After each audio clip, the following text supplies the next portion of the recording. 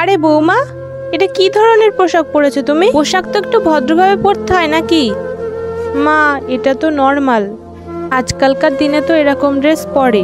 বৌমা, আমাদের সময় না আমাদের মাথা থেকে ঘোমটা নামতো না, বুঝলে? ঠিক আছে মা, আপনার যদি পছন্দ না হয় আমি আর পরের বারের থেকে এরকম ড্রেস পরবো না। রাহুল, চল, আমাকে তোর মাসির বাড়িতে ছেড়ে আসবি।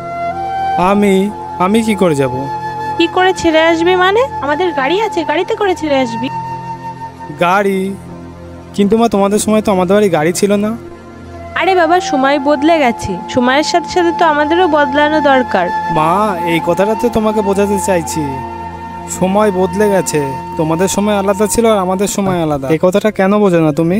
আমি বুঝতে পারছি বাবা, তুই যেটা বোঝাতে চাইছিস। বৌমা, আজকের পর থেকে তুমি যেভাবে থাকতে হয় থাকবে, আর যেমন পোশাক পরতে ইচ্ছা পরবে। আমি কোনো কিছুতেই তোমাকে কিছু বলবো না।